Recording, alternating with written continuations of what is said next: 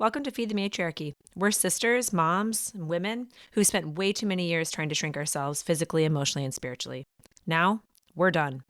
Each week, we get real about food, body image, mental health, parenting, and how patriarchy has shaped the way we live in our bodies.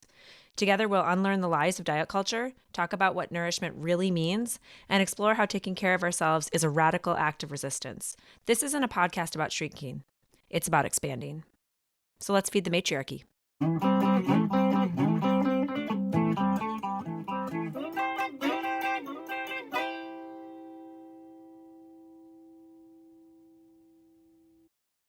Hello, everyone, and welcome to Feed the Matriarchy. I am here with my permanent guest, Heather, and I'm here with a very extra special guest, my dear friend, Tamie Gangloff. We are so excited to have you, Tamie.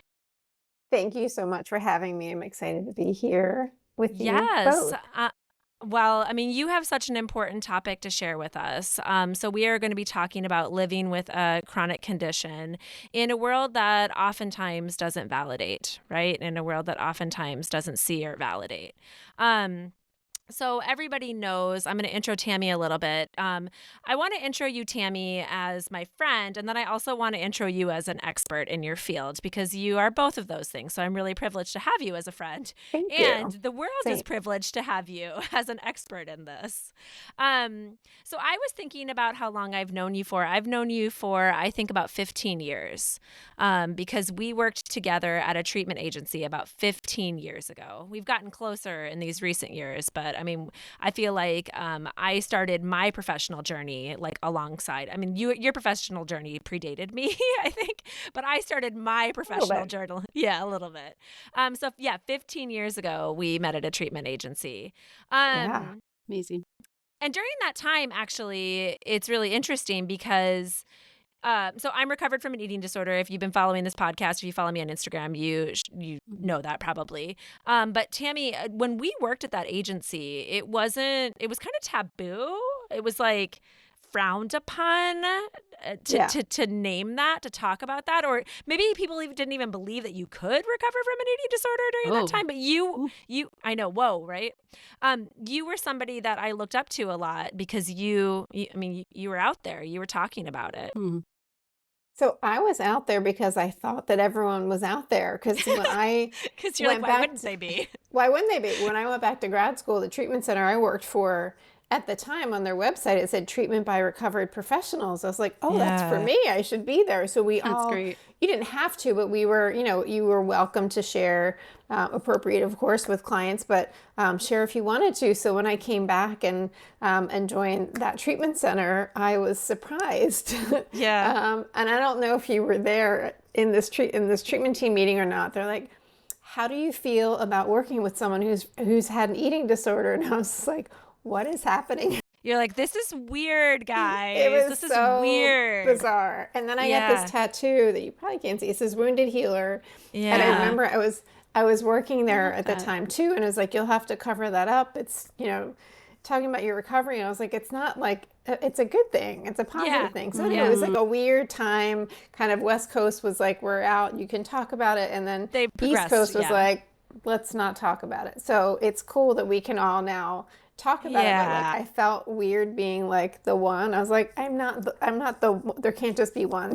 No, There's just not, not me. Meanwhile, like 90% of the therapists working at that center were all recovered. We just didn't know that we were allowed to talk about it. I mean, and I'm bringing this up. Well, I want to talk about more of who you are as an expert, but I'm bringing this up because I think it's so valuable, because part of what we're talking about today and part of what I want our listeners to learn from you is like the world that you've traversed, the lived experience that you've been through. You yourself have battled with, like chronic conditions. And so you write about it. Part of my intro for Tamie is that she's written a really amazing book, Chronic Illness and Eating Disorders. And And my hope for you guys as listeners is to read this book, even if you wouldn't say, oh, I struggle from an eating disorder.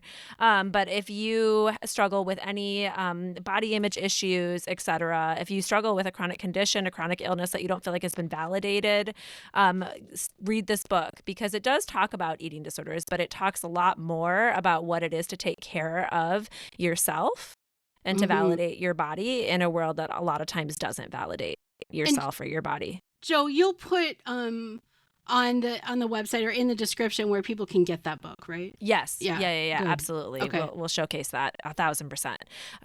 Because I think it's really important. So Tamie, you are a marriage and family therapist, and you do a ton of advocacy work in eating disorders for chronic conditions. You're on multiple boards. You've formed multiple chapters of eating disorder groups yourself. I mean, I think you are a trailblazer. What's that? I said, why not? You're a trailblazer too, by the way. Well, that's also how we've connected more in recent years, is that we were part of the team that formed a board for like eating disorder professionals in the area. So thank you. But yes, you right back at you as a trailblazer. So, I mean, I think you just have a wealth of knowledge to share with us from your lived experience, but also, as an expert in this field who is well educated and knowledgeable about what it is to traverse the world with a chronic condition and how to actually care for yourself. So, like I said, that's our intro. It's about a 20-minute intro on you, but I think we could even do more. So, Tamie, my first question for you, if you wouldn't mind sharing just a little bit about your story with our listeners. I gave I think tidbits of it, but I'd love to have you put in your own words, so that they kind of understand who you are and what you've traversed yourself from your experiences. Yeah, thank you. I did want to add one little thing about what you said. If somebody doesn't have an eating disorder but has a chronic medical condition, because as I've been saying a lot lately, I don't like to make a blanket statement, but I will make this one, in that if you have a chronic medical condition, you have a complicated relationship with food in your body. Even if it's not disordered, it's complicated, right? So sure. I just had to say that. Thank you. See, and this is why you're the expert. This is why we want to hear from you around this. Thank you for clarifying that. Yeah. Listen, I'm always learning. This morning, I spent 2.5 hours watching a YouTube video of the University of Virginia Ehlers-Danlos conference that happened the last 2 days. Like, that's what I've been doing. That is powerful. I bet that my was like inner nerd is so excited about all this stuff. Yeah. The EDS field is where our field was about 25 years ago. So got it. Okay. You guys got to back up for us. What is EDS? What's the EDS field? Yeah. EDS is Ehlers-Danlos. So Ehlers-Danlos syndrome. So it's a connective tissue disorder. And there are 7 subtypes. Actually, I want to say 13 now. A majority of people that have it have hypermobile Ehlers-Danlos, and it's really hard to get in with a doctor that can actually do the testing for it. And so there's a lot of crossover with other autoimmune disorders as well, and so it's highly misunderstood. And so it's something that I say finally diagnosed with last year, which I should have been diagnosed with long before. And so there's this advocacy and struggle to get support, like kind of across the board systemically. So, and we talk about our systems and how they harm us. So it's something that I doing what I do, right? So I went to that women's conference. I'm going to their in-person conference in July, because you know me, I will raise my hand and ask all the questions, because if nobody's doing anything, then I need to do the thing. So nobody's advocating. Yeah. I think I think is so interesting about Ehlers-Danlos, and this, I want to go back and have you tell us a little bit more about your story, but this will segue us through it back into it. Is that when I had been talking about it for a friend of mine, and we were talking through getting diagnosed, she went to her doctor and was asking her doctor about getting diagnosed, and they were kind of like, well, there's not really a test that we can do for it. There's not really a way that we can. I mean, it's more of a rule out situation, and my friend was really struggling with a lot of the symptoms of it, and it felt really invalidating. Like it was that it was not necessarily something that she was offered a lot of like key feedback on. Yeah. And there's not. Yeah, we'll definitely come back to it. And if not, it can always be a part 2 to it as well. Yes. Yeah. Absolutely. Yeah. I'll circle back to a story. I did post a clip of the one doctor who I feel like whether it's Ehlers-Danlos, eating disorders, anything, anyone needed to hear that what this doctor had to say about, essentially how brave it is for people to come forward and ask for help based on whatever their experiences are, especially in this medical setting where you're constantly being invalidated. Up into my current health state, which is struggle what I'm going through. So to go all the way back. Yeah, rewind us again. Let's get back to it. To rewind, the year was probably about 1987. And I think about, in my book, and first of all, there's several stories. I'm one, but there's several. One of the things I always point out, and so I'll start here, is, when I was diagnosed with scoliosis when I was probably, I think 8 or 9. My sister was diagnosed with it. She's 15 months older, so just a little bit older. And so they started following me.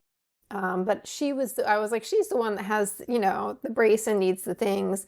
And then when I went and I started growing and I developed more of a curve, I also had to get fitted for a back brace, which anyone that has had one, that in and of itself is a traumatic experience. Yeah. And, when you wear a back brace, it's like a hard plastic shell. There's some newer, cooler models, but I don't think it's evolved too much in like 30-ish years. So it's, goes from below your armpits down to like below your waist. And so I always think about that day that we left the appointment, and my mom took me shopping to try to get clothes to hide it, right? Because I didn't want to be seen. I didn't want to notice it. And so I look back at that time and I think about that was the first time I cried in the fitting room, right? There were many other times after that, but that was the first time I cried in the fitting room, looking at myself in the mirror and thinking, this isn't, I don't want anyone to see this version of me. I want to hide this. I want to hide this, right? And that was the first kind of like, I want to hide. And there were other life things happening at the same time. I do believe there probably was some disordered eating that started before that time. But again, flashing back, like nobody talked about eating disorders back then. So even if I had, who would have known? So yeah. But I do believe that was one of the things that was the perfect storm that led to me developing an eating disorder at that time. And so, and then it fed into isolation. I didn't want to leave the house with a back brace on. So the deal they made was you don't have to wear it to school, but you have to as soon as you come home. And so that's what I did. So I stayed home and I isolated, and then of course, right, depression, eating disorder. And then we fast forward a few years, and I always say I thought I had graduated from wearing the back brace because like you stop growing, they check your and I was like, okay, I'm good. I don't have to. I escaped needing the big surgery. But what I also did at the time is I was painfully shy. I didn't like so many things about myself, my life, family stuff, which I'll leave out. But and I discovered drinking, right? And I had a boyfriend that was a little bit older, and so there were always parties. There was always alcohol to drink, and so that too was another. I had my eating disorder to help me disappear, but when that wasn't enough, I had something else to make me feel like, oh, I'm not the nerd that got picked on for being the smart, skinny kid, or and it just, I was like, oh, I can dance and I can just be myself. And I thought I had found it, right? I thought I found the answer. And then for me to drink was to, that my depression would skyrocket. So that's when I would start to get some really dark thoughts, at those times. So I decided to go to treatment. I had one friend who kindly said, I'm worried about you, and I was like, yeah, I think there's something wrong with what I'm doing. Like, I didn't understand because, again, and, early 90s, right? Mid 90s, nobody talked about it really. They were starting to. And so I went to treatment. They sent me to my first AA meeting, and I was like, I don't really know if I have this too, but you're like, maybe and there not. weren't really, maybe not, but I'll go. Yeah. But I really had to, I bounced back and forth between eating disorder treatment and rehab. And I will say this because I feel like, and you might agree, that the substance use and eating disorder treatment has not really evolved much since then either. Yeah, I would agree with you on that. There's, a little bit, maybe more, but I remember calling my insurance company and saying I had to go to rehab, and they're like, well, you just were in treatment for your eating disorder. And I was like, well, I have this too. Yeah, and it wasn't but the co-occurring. It wasn't like which one is worse. I'm like, they're both like, they're together. They're together. Yeah, they're together.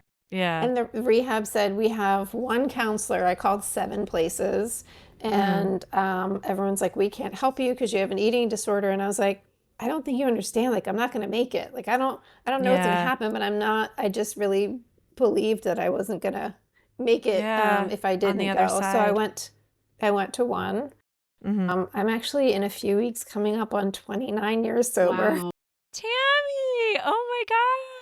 That's amazing. That's amazing. So if you stay sober, you get to, grow older, right? So whenever I say that, I'm like, I feel so old. I'm like, but I had the privilege of living my adult life in sobriety, since 22. Yeah. Even though life is life and things happen. And my sobriety allowed me to then fully recover from my eating disorder. I went back to treatment. I did PHP, IOP, and I had a therapist at the time that I ended up seeing for quite a while after, and she pulled out the DSM and she went down the line by line the diagnosis for PTSD, and I was like, oh my God. This is what's been driving this all these years. And so somebody got to underneath the surface of it all. Yeah. And so I still just went back to EMDR for other reasons, but so I really and I want to always say this, and this is, because you do EMDR and you're a trauma therapist, but you don't have to have your trauma work done to recover, right? I always like to say that because my trauma work wasn't done. However, I still was in really good, solid recovery from my eating disorder, in my sobriety, and doing that trauma work. My first, and I'll take one teeny step back. My first back surgery I had when I was 25. Dr. Rushton is in the book, but I'll say his name out loud. He's a doctor that, shout out Dr. Rushton. I have some great doctors. There's some great doctors out there, and then there's some that are difficult. And I went in to see him after my first, it was a disc surgery. And I was going to say any spine surgery is still a major surgery, but it was a disc. It's spine surgery. It was a disc surgery. I was still, tail end of my eating disorder. And I say that because I stopped using a lot of symptoms from my eating disorder when I got sober, but like there was, something I held on to. And so, I'm going to try to say this in a way that's not too triggering, but he did say, he said, he mentioned that I had lost weight. I was like, no. I did not. He said, I'm not asking if you did. I'm telling you. And they took out like a paper and a pen, and he drew a little diagram of how our bones lose calcium, and he sent me for my first DEXA scan, and it was osteopenia, which, side note, I'm 51. At 51, my bone health is good. I don't have osteopenia. I don't have any bone health is good. Resilience of the body. It's amazing. And he was very kind about it, but he's like, I'm worthy of osteoporosis. Like, we need to do something about this. And it was really, I was so mad at him. At him. But it was what I needed to hear. I was like, okay, I just had surgery on my spine, and now I'm not nourishing my body, and my bones aren't going to be strong. So my second spine surgery, about 5 years later, what a different recovery, because I was recovered and strong. Because everything was getting stronger. Able to do PT and all the things. So, and so, living life in recovery has enabled me to, I think, recover from the surgeries, all the PT, all the things that I have. Care for your chronic conditions, actually, like to be Yeah, able to actually take care of yourself. Twice now you've absolutely. referenced people saying hard things to you too, in order to help you move forward. I was just kind of noting that, like your friend who was like, I think you need to take care of this. Yeah. And then the doctor saying that. I wanted to say two things and then ask a question. So the first was that, I really noted what you said where, where somebody approached you about it and then you decided that you wanted to live. Like that really struck me. That you, when you were calling around and people were like, well, we don't know, I don't know how these intersect. And you were just, you wanted to live. You were pushing, and that for me is very, very powerful. You decided you wanted to live and you took control of the situation. And I think that is just so powerful. And then the second thing is I need you guys to also explain that therapy practice that you were talking about that had a lot of acronyms again. It was like ED, EMDR. EMDR. Because I love this because it's a podcast with two therapists talking. And then my sister's like, hey guys, I'm not a therapist. I know so what it means, explain to but the lay people. Nobody else is going to, right? So Well, maybe. I'll let you describe it, Johanna, because you're the one that actually is practical. I've received it as a patient, but not. I don't practice it myself. Yeah. I'll let you explain what EMDR is. To me, it's just magic. EMDR is magic. EMDR is absolutely magic. Just a little more info. Okay. It's bilateral stimulation. Well, it's a type of trauma therapy. And it's a type of trauma therapy that speaks to when we're doing talk therapy, we're doing therapy in like more of the frontal lobe, right? But so much of our trauma lives in the back of the brain, right? In like your reptilian brain? Amygdala, so it's all like it's lived experiences that can't, because of trauma, it doesn't get accessed into the frontal lobe, right? So we can't really necessarily like access. I mean, I believe that I do also do talk therapy. I believe that there's a place for talk therapy in therapy. But I've seen some really powerful healing around EMDR, because what you do is you process those experiences and those traumas while doing bilateral stimulation. So it's what like does that eye mean? movement, almost like as if it's like REM sleep, eye movement from the left to the right and the left to the right. Some therapists do it just with their fingers, right? Almost like windshield wipers. Some therapists have bars where they do it with the light, but it's rapid eye movement from the left to right. So you're also, this something. can be for like this, if and this kind of gets us into a little bit more with chronic conditions or disabilities. If somebody has trouble doing that in terms of like eyesight, there's other ways that you can actually do that bilateral stimulation. Like they have little buzzers that buzz that you can hold in your hands and buzz from the left to the right. Potentially, somebody couldn't necessarily do the eye stimulation because maybe they get migraines, and so that actually would trigger that. But they can still access the same sort of like back and forth stimulation while processing trauma. And it's almost like, think about it as like REM sleep, right? Like how you process things during sleep. This is one way of processing trauma.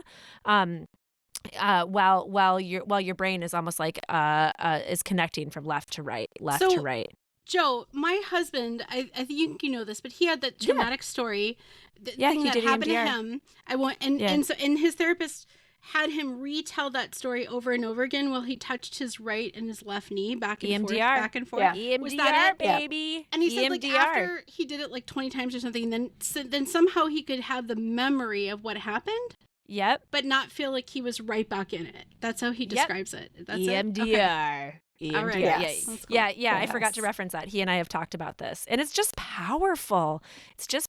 There's so much more to it. I mean, Tamie and I could fill like 3 more podcasts about this, but just for what we're talking about, it's a way of accessing really hard traumatic memories, feelings, experiences, but in a safe way, right? Tamie, what do you think? Did I describe it well? No, I think that's perfect. Yeah, absolutely. Because I had also done so much talk therapy over the years, and I decided to try it. It was 5 years ago, a relationship ended, and I realized I was activated like all the time, like up to here. Like I'm always hyper vigilant. I was always like, and I was like, okay, I don't care if I never date again, nothing happens, but I need to do something so that I can live here instead of being so activated. And I feel like that's what it has done for me. And so, and that's when it also cues me that, oh, I should, like my most recent medical traumatic stress stuff. I was like, okay, this is really triggered way up. It's time for me to go back to EMDR and do some work. And same with the person I work with. We do, both talk and EMDR. But oh my gosh, there are so many things that it's really, really helped with. Yeah. Yeah. No, I think it's a shout out to it. If anyone's interested in doing some more in-depth EMDR or trauma work, that's a really great way of doing it, which in a safe way. For your story, and what I want like our listeners to understand is you started out in 1987. Here we are in 2026. And you've referenced, I mean, you gave us a clear indicator of what you had experienced as a child, but you also referenced, and I want to make sure people caught this. You also referenced like having had back surgeries recently. You also reference, and I just think it's really important that we talk about the fact that, for these conditions that we're talking about, it's not like a one and done check. Like it's like this is something that you have had lived experience with. And, and I want to know from you, what you think, for those that are potentially up against like chronic conditions, long-standing chronic conditions, right? You mentioned autoimmune issues, right? Scoliosis. I mean, I'm touching the surface to chronic conditions. What do you think is one of the most important things that you've needed in order to manage these? It's like that's no big deal question. No big deal question. So many things. Well, and you could also just answer me with saying, go buy my book, everybody, because you talk about a lot of this in your book, like, what you've, but yes. Yeah. I mean, I think there are a lot of pieces to it. I know, I'm going to mention just the relational piece of it, the therapeutic alliance piece of it. So relationships, meaning, and I noticed this of myself. So my spine fusion, the big surgery I thought I had escaped. I didn't escape. Was 7.5 years ago. And I'll say this because I've shared this openly at a talk I did in Florida 2 weeks ago. I had a hysterectomy in the end of December, and I did not bounce back. Right, I'm getting there. I'm healed from the surgery, but the rest of my body's like. So there's been a lot. And then doctor and test. But so. And so what I realized is that, I've been isolating because I'm waiting to be able to tell people that I feel better now. And it was more of that. And I was thinking that question that you had asked, like the making myself small again. Like I wasn't making myself physically small, but I was making myself small by withdrawing. And some of it was, I don't want people to see how I really feel. And then part of it was, I don't want to be whatever. I don't want to be needy, all the things we tell ourselves. I don't want to be a burden. And so allowing myself to have a space where I can at least have a few people that I share like how I'm feeling, because some days, some people are like, you're so positive. I'm like, but no, I'm not. I'm not positive every day. Some days you're like, this just sucks, or I know I'm going to, I logically know I'm going to get better, but I don't know. So I think that's a big piece of it is having some sort of tribe, and it doesn't have to be massive. It can be just a couple people that you talk to. And then, some of our clients will say to us, but I don't have anyone that I can. And so then, we talk about how do you do that? Yes. There's groups. NAD I shout them out because they have, it's called chronic illness and long-term disability support groups on a regular basis for someone that has chronic conditions and an eating disorder. So if you don't have your tribe, there's one waiting for you, right? You can just Find it. That ties into all these other podcast episodes that we've done with like, and you, I mean, you have a chapter about this too, like scaffolding, like finding your support team. Yeah. And I was thinking about that with, I can't remember if it's our third or fourth podcast episode. Our very first. Jen Well, Huebner. our first guest. It's not our first podcast episode. That's right. It's our first guest, and she was talking about in the world of matrescence and like after having a child, what she needed to do to scaffold her support. But you talk about it in relation to like chronic conditions and chronic illnesses, and trying to like make sure that you have that, whatever that looks like. Yeah, right. I mean, tell us a little bit more about that. Yeah, I mean, you have to having that in every area of your life. So whether that's your network of people, whether it's your family, close friends, your treatment team. So that's all of the treatment team. So mental health, your medical team, and that's where a lot of people run into the struggle is finding a team. Listen, I have an appointment tomorrow with a second hematologist because the first one was not a nice human being at all. Yeah. And interview those people. Make sure that they, interview those. I mean, you're going to, I know, but I want you to tell other people to interview those people. She's showing us a whole list that she has. There's a free resource download on my website. So if you have a medical appointment, download that. Look at that. I'll put that link in, Tamie, for people to get the list. Yeah. I write everything down, and if they don't respond in kind the way they should, your feelings are valid. I was very angry. I was very upset. I was very upset by the appointment. And when I had to make my next appointment, I was like, I need to go somewhere. So if your people don't answer every single question and treat you with dignity and respect, and as an equal, then you need to find somebody else. Some people are afraid to make that. As women, we forget that. I think we're just like, oh no, okay, maybe they know better. No, it's your body. No, obviously I get heated. No, I do. My other spine doctor is also in there, and I love him. We did not agree. It was about a year ago. It was another medical situation, and I didn't agree with his recommendations. And so it wasn't an argument, but it was a little heated because, I have a strong personality too. Yep. I didn't like what he had to say, and I challenged him. And I think that's what happened with that hematologist. I challenged him. But even in second opinions, a lot of people feel like they're doing something wrong, but you know your body. And I think that's where the trouble is the challenge is if you have an eating disorder and a chronic medical condition, because you don't trust your body, but you do know it though. Like, your body.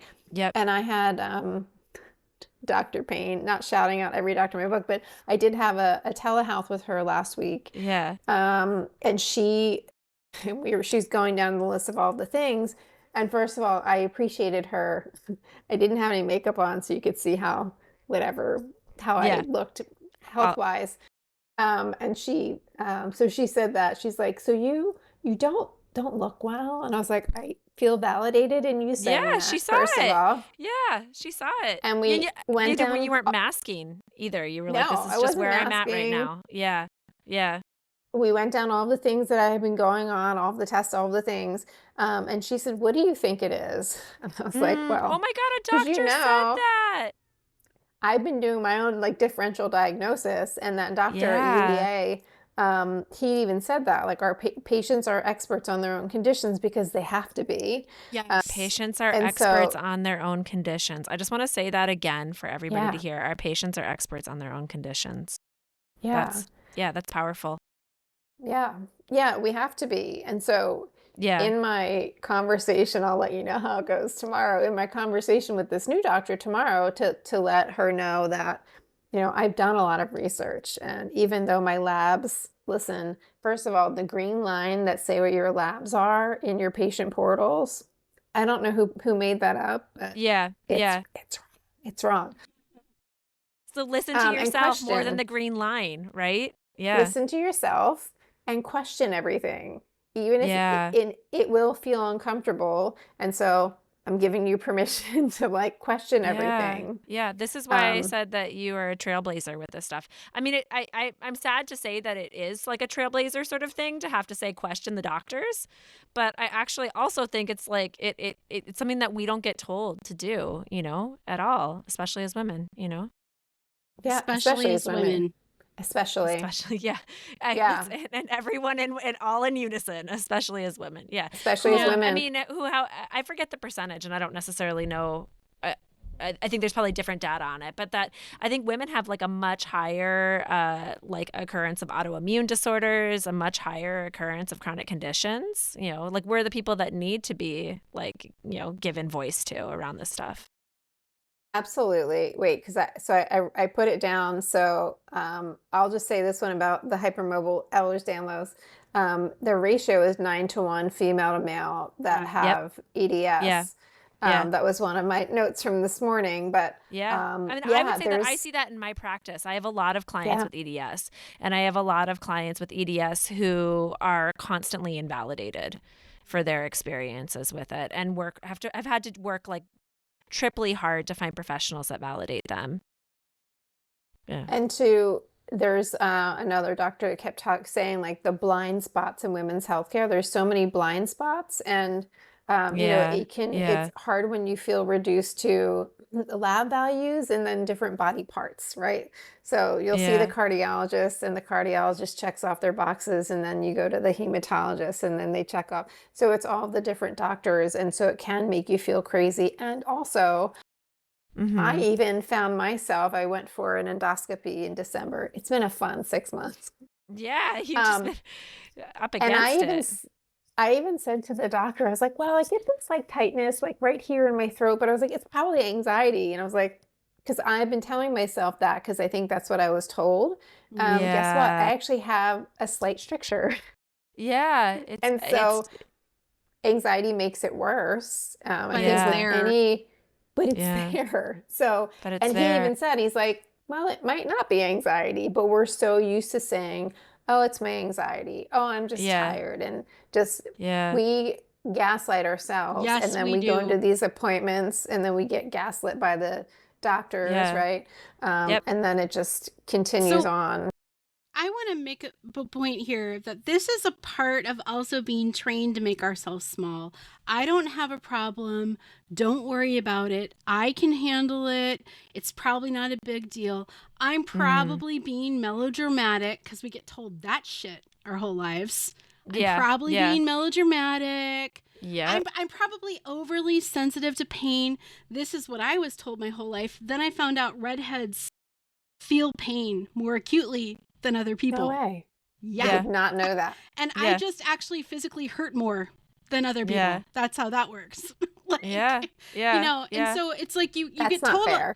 Right? And it's like, it's fine, like whatever, but this just makes me go, it was real. Yeah. Like it was real. Yeah. Everybody acted like I was being melodramatic. It was real. Yeah. It hurt. Yeah.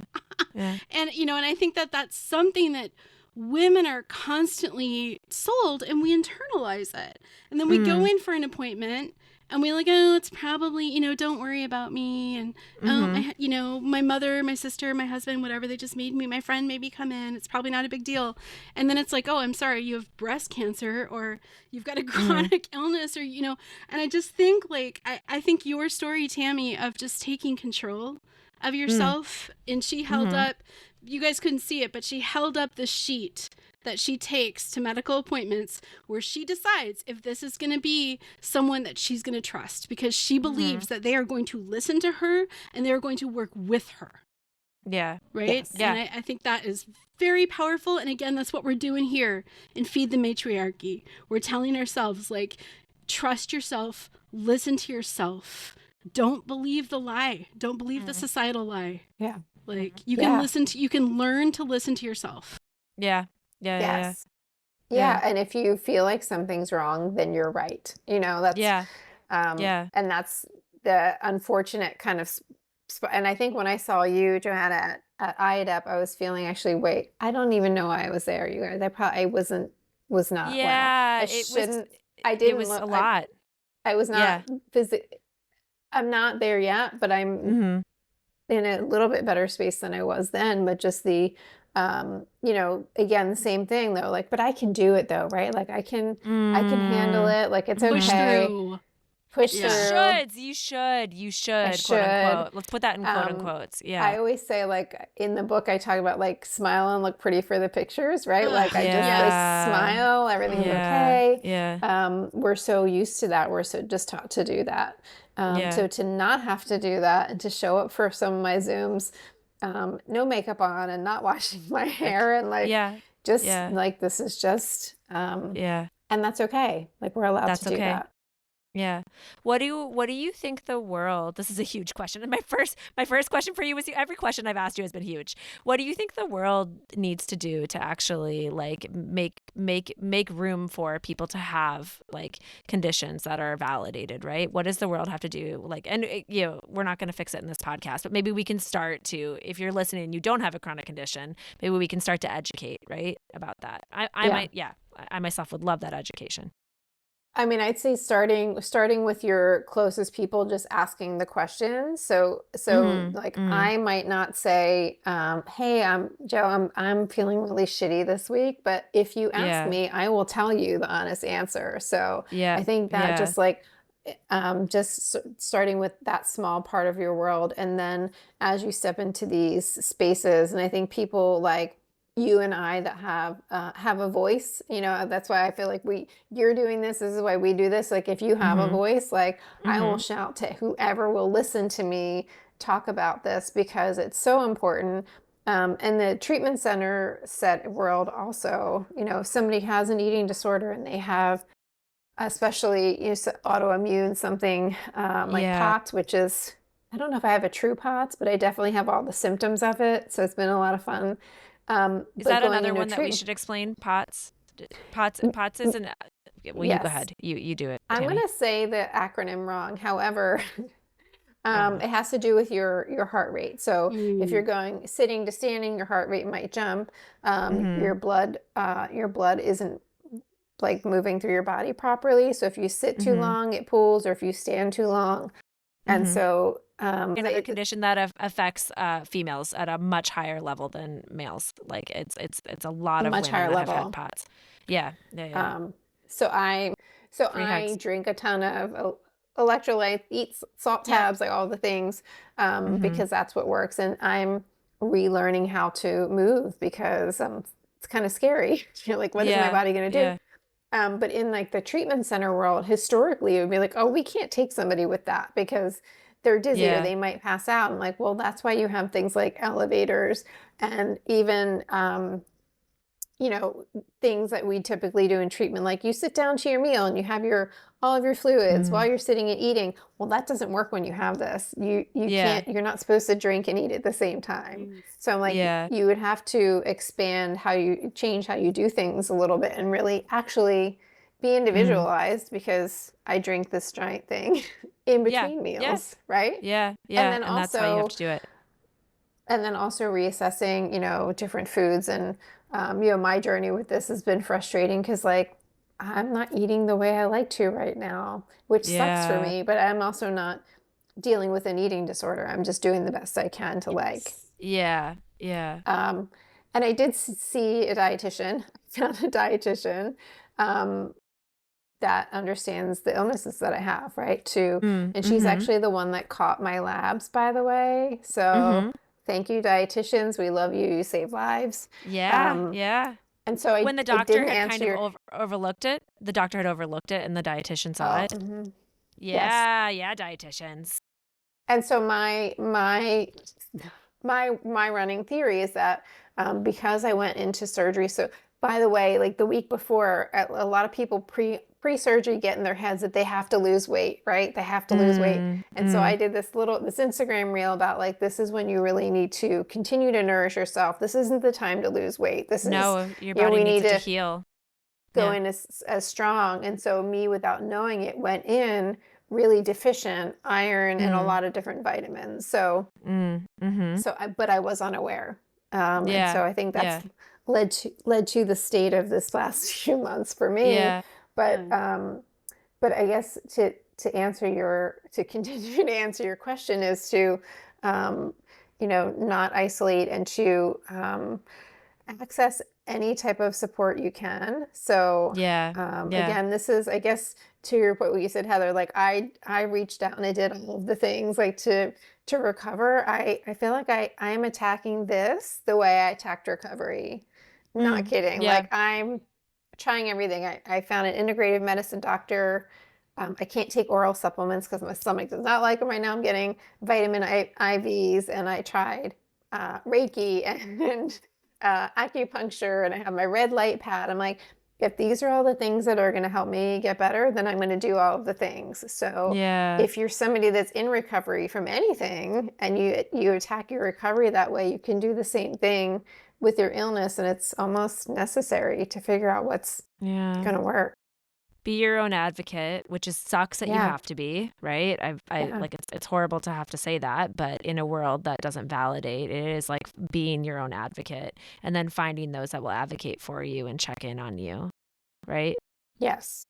Yeah, and accepting help. I do have to tell the story. I met a therapist at an outreach event like last month, and her office was really close to where I was having my first cardiology appointment. This is on the heels of the really upsetting like appointment with the hematologist. And so I was terrified. And so when I made this cardiology appointment, I said, can you please give me your most like patient compassionate doctor?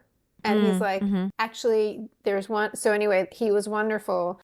But I met her for coffee, and I said, I have this doctor's appointment right by you. Let's have coffee.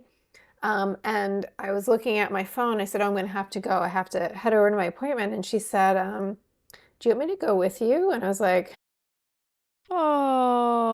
And I just, right? Megan. Yeah. And I just started, and we had just met 2 weeks before that. And I started to cry. And I do talk a lot about hyper independence. So I'll explain that.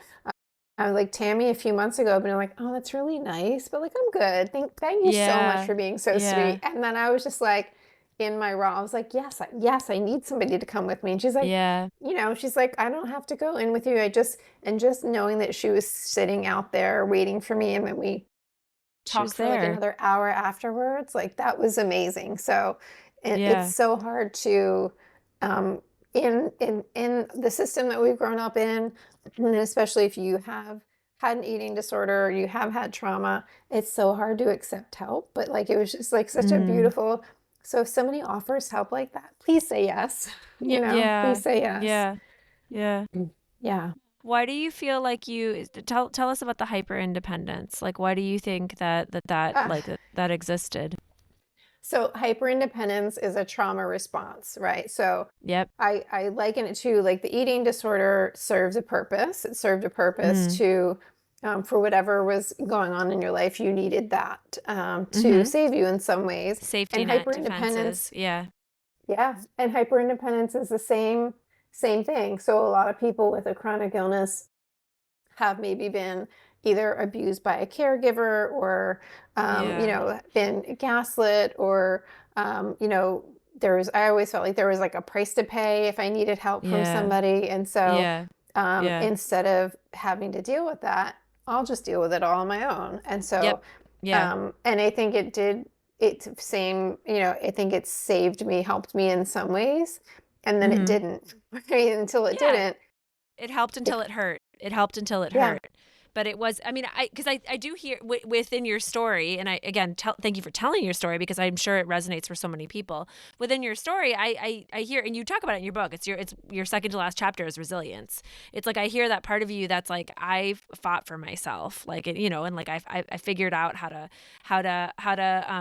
they said this treatment doesn't exist, and I figured out how to find it, right? Like I figured out how to take care of myself in a world that invalidated. And then on the other hand, but the other thing that you had to unlearn is also like that it was like that you also needed to allow help. That it wasn't just like that hyper independence was like it helped until it hurt. That you did need to let people come in. Yeah. I have a question for you. It's a little bit different. I don't want to take us totally. I realize we're at 48 minutes, but I think this is important. You're a fighter, right? That was clear from go. You were like the very first beginning of this conversation, clear from your book. I believe I introduced her as a trailblazer, fighter. So no one should be surprised that she's a fighter. What do you have to say to people who are feeling despondent and are wondering whether they can do it and why and whether they should just give up? Whether they should just give up. Yeah. What do you have to say? Yeah. First of all, I want to say is that I have felt like I wanted to give up. And I'm a fighter, right? So I think maybe part of that is allowing yourself to feel like, I don't want to do this anymore. Like, I'm done. I can't handle this anymore. All my spoons are used up. Yeah. I've been like throwing spoons in my presentations. Like, it's just, anyway. We're talking about the spoon theory, that you only have so many spoons throughout a day. Yes. So to somebody who is ready to give up, like, that mental defeat from all of that is real, and it's strong. And so I say, if you want to give up, to know that you're not alone, and there are a lot of us that understand and that get it. And I always go back to like the early sobriety speak of like, you don't have to have your own hope, because we have that hope for you. I think there you go. I say that a lot, because I think we need to hear that. And I have a couple other close friends that are also going through very different medical things, and just like, we check in with each other, because I might not, my friend that just had her knee done, like, she might feel like so frustrated and hopeless, but then I'm checking in with her. And so I think just having somebody else that can be hopeful for you, like, I just don't think I can make it through this. Like, I believe that you can make it through this. And so if you don't have those people in your life, please reach out to me, and I'll tell you. Yeah. Because it's really easy to She do. means that in all seriousness. If you DM her, she'll message you. Yes, I will. Yeah. Which I think, I love that question, Heather, because you're right. Like, Tamie, when you're talking, you're talking about the resilience and the fight, and and the advocacy work that you've done for yourself, like, and for others. But I know some of the more intricate parts where it has felt really, really like hard and sad, and like you wanted to give up. And then you wanted to give up. Yeah. And I think it's important to be able to, like, for all of you hearing this, like, if you're feeling that doesn't mean that you can't keep going. That doesn't mean that there's not future for you. Because, living with a chronic condition, or living with anything it's just living. Let's just like put it as that. But also living with any of these conditions is so hard. It's so hard. It's really, really, really difficult. And it's okay if it's just really difficult sometimes. But that's where you pull from everybody else, right? I think that's part of why we're doing this podcast, for people to be able to pull together, for women to be able to pull together and hear, right, that there is hope. And Tamie, just like even just the example that I just gave with like a woman I just met offering me to go to an appointment with me. So so accepting that help, and just knowing that like there's a whole community of women behind you. Yep. And to reach out. There's a whole community there. Reach out, and like Tamie said, DM her. She's got resources. She's there. Tamie, succinct soundbite. What did you have to unlearn to stop shrinking and start taking up more space in your life? You've talked about it all episode. Tell us in a soundbite. I had to unlearn that I was unlovable. I had to unlearn that I was a burden on other people.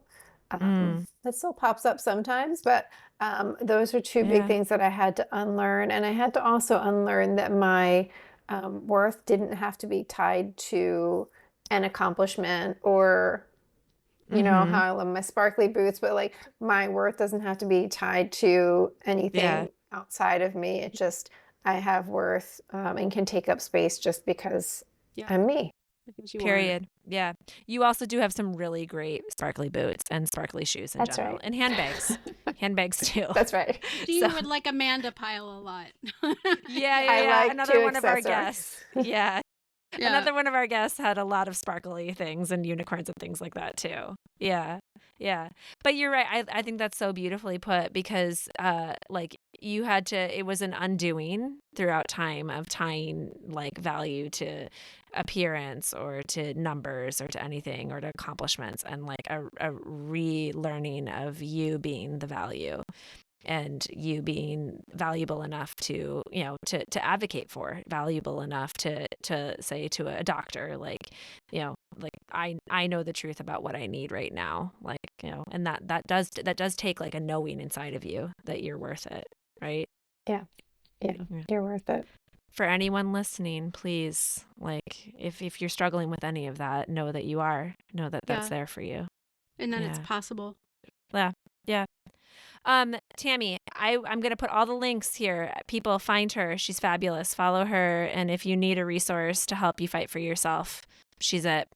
Thank you for joining us today, Tamie. And I'll just say, literally any resource. If you need to find an Ehlers-Danlos doctor or a scoliosis resource or an eating disorder resource, like, reach out to me. I do also have a list I created on my website of professionals that work with both chronic illness and eating disorders.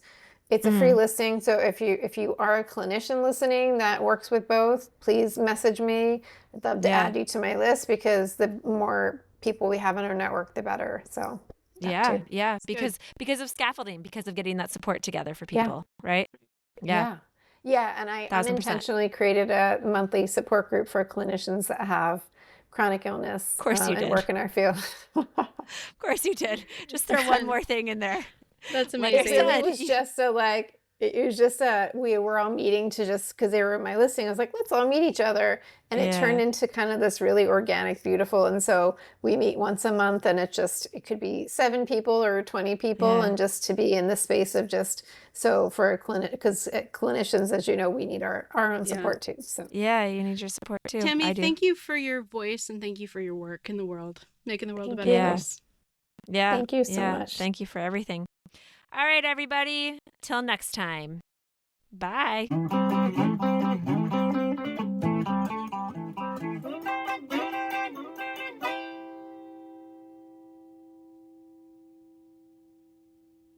Hey, thanks for listening to Feed the Matriarchy.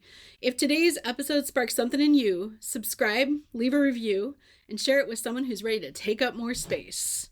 You can follow along on Instagram at Feed the Matriarchy Collective for more conversations, resources, and sister-style real talk.